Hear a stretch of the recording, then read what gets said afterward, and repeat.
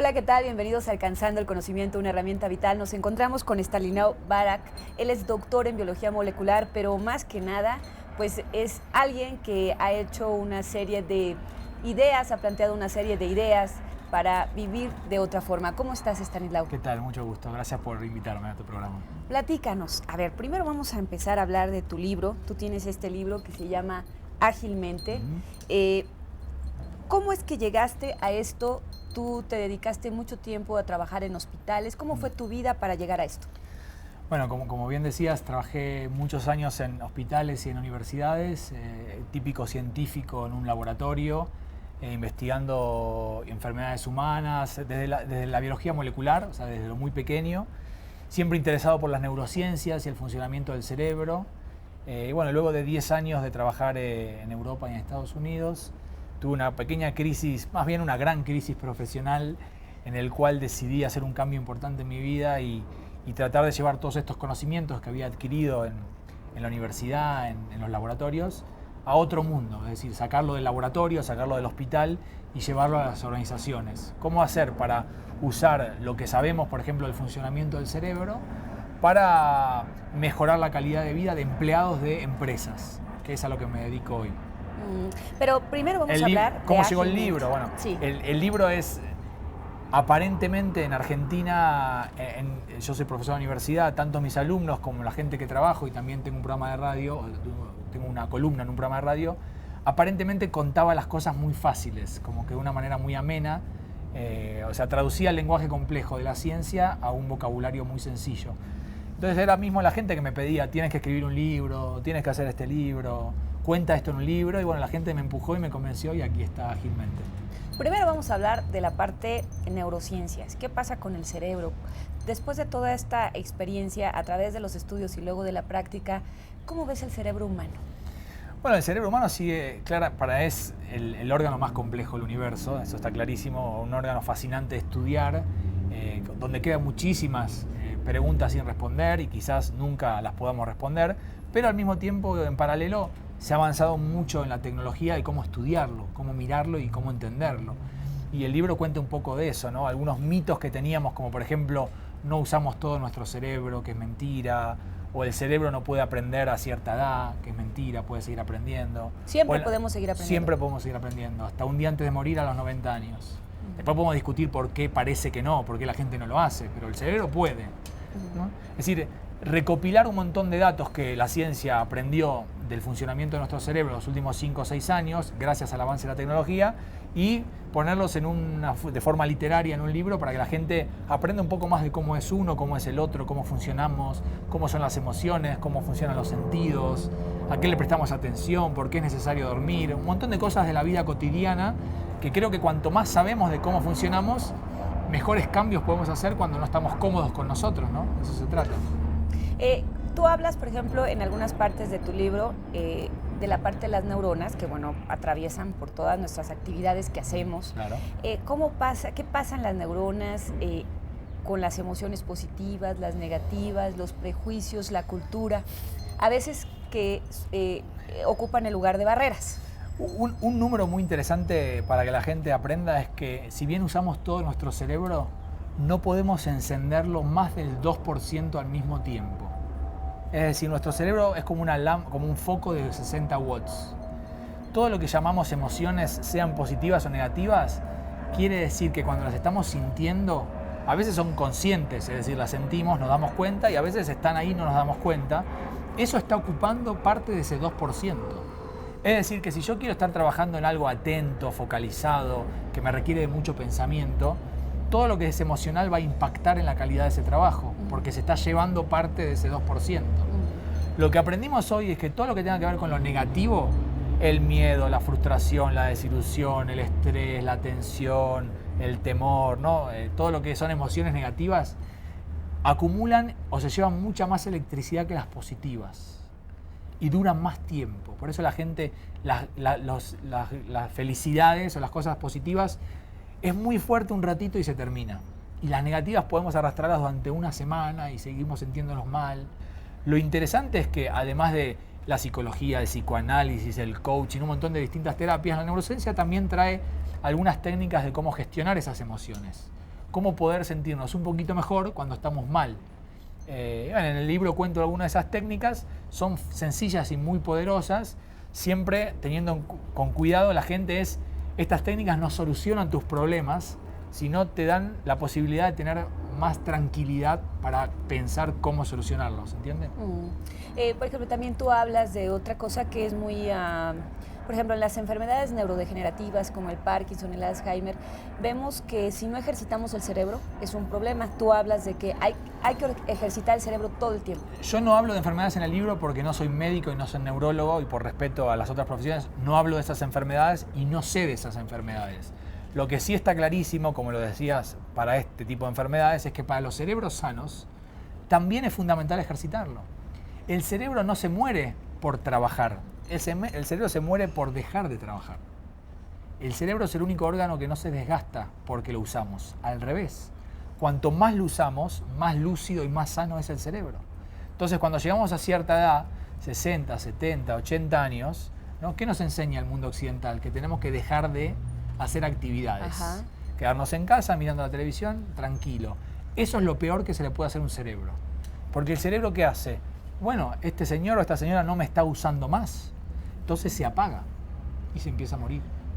Entonces, para cualquier edad, mantener el cerebro, la mente, si quieras llamarlo de otra forma, ágil, activa, desafiada, con actividades sociales, intelectuales, leer, salir, ir a bailar, jugar, hablar con amigos, es la mejor manera de tener el cerebro más sano posible y llegar a la edad que lleguemos lúcidos.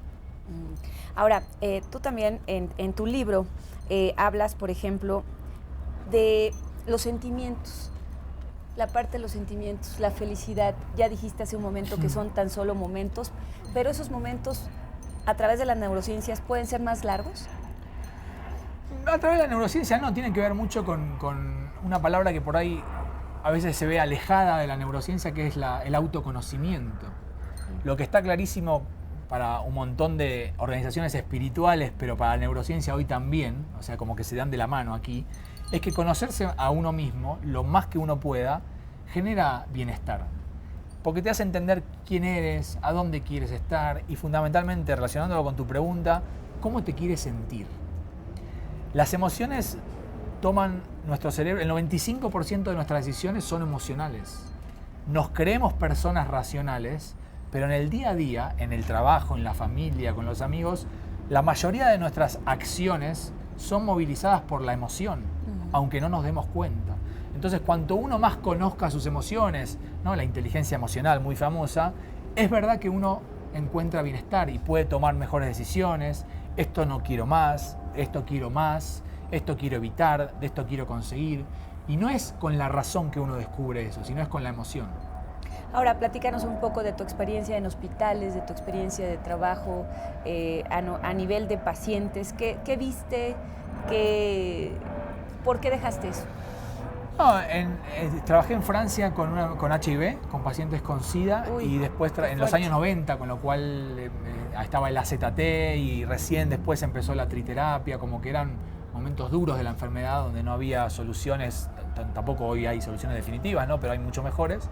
Y después me mudé a Boston, donde trabajé con niños enfermos de distrofia muscular de Duchenne. Uy. O sea, pasé 10 años con dos enfermedades muy, muy duras, ninguna de las dos tiene cura. Viendo y admirando, y todavía admiro el trabajo de médicos, enfermeras, agentes sociales, ¿no? Porque también se trabaja con las familias. Y yo trabajaba en un grupo multidisciplinario desde el estudio de la enfermedad aislada del paciente, ¿no? Del tejido, las células, las neuronas. Nada, una experiencia interesante que me ha movilizado muchísimo. He aprendido un montón de la condición humana y del coraje de los pacientes, sobre todo de los niños. Pero como te decía hace un rato, por una cuestión muy personal, un día dije, no quiero estar más aquí, quiero estar en otro lugar. No es que el otro era malo y esto es bueno, son contextos distintos que por un momento pensaba que podía hacer un aporte y cuando decidí que no lo hacía más, bueno, ahora estoy en otro lugar que me siento mucho más tranquilo y mejor. ¿No te deprimiste? Sí, es duro, es duro. En el hospital en Boston no nos obligaban, pero nos motivaban y yo lo hacía a pasar 4 horas por semana con los pacientes. Uy. Como científicos era una actividad muy interesante porque una vez está en el laboratorio con los tubos y el agüita y las cositas pequeñas y se olvida que lo que está haciendo es tratar de mejorar la calidad de vida o de curar una enfermedad, en el caso de mi trabajo. El tener el contacto directo con los pacientes, en el cual la única condición era no hablar de la enfermedad, ¿no? Hablamos del paciente de cualquier otra cosa menos la enfermedad, salvo que el paciente quisiese. Bueno, ¿qué pasaba? A la mañana siguiente volvía a trabajar mucho más motivado, ¿no? Porque uno decía, wow, o sea, estoy trabajando en algo que realmente es muy noble y puede generar un impacto muy grande. Sin embargo, un día dije, no me siento bien aquí, quiero estar en otro lugar. ¿Cómo vinculaste la academia con los negocios, ahora la parte que te dedicas? Es interesante. Nunca pensé en la palabra negocios. En mi familia siempre fue medio un tabú, ¿no? Soy científico, mis padres son psicólogos, pero yo trabajo en las organizaciones. Obviamente hay empresas, hay negocios y hay mucho dinero detrás. Pero la vinculación que hice primero fue estudiar una maestría en negocios para entender un poco de qué se trata, ¿no? El lenguaje, después de venir de un mundo de ciencias duras, ¿no? Empezar a hablar con gente de marketing, ¿no? De recursos humanos, era como mundos distintos. La maestría me acercó a ese mundo, a entender por lo menos el lenguaje, y después lo que hice fue combinar el conocimiento científico de cómo funciona la cabeza y cómo poner eso en práctica en equipos de trabajo. Cómo un equipo es más eficiente, cómo un equipo puede tener mejores ideas, distintas etapas de un proceso. Bueno, acá estamos usando la razón, acá la creatividad, acá estamos evaluando, acá tenemos que investigar. Son distintas áreas del cerebro que se ocupan de estas actividades. Claro. Y lo que veía es que en los equipos en general es todo un poco lo mismo. Entonces lo que hacemos es separar las etapas, separar las áreas del cerebro, trabajarlas. Y la verdad que es un trabajo muy motivante. La gente ve resultados muy rápido, se motiva, se da cuenta que puede hacer muchas más cosas de las que pensaba con su cabeza, deja de depender tanto de los jefes, toma más decisiones de su vida. La verdad que es un trabajo muy me da muchas satisfacciones. ¿Esto lo haces a través de cursos, a través de capacitación? Hay como 4 grandes lugares donde hago estas cosas. Primero, una vez cada 15 días en la radio. Ajá. Entonces charlo con los oyentes y ahí tengo acceso a un público más, yo llamo como más sencillo, ¿no? El taxista, el que vende carne, el que reparte los periódicos.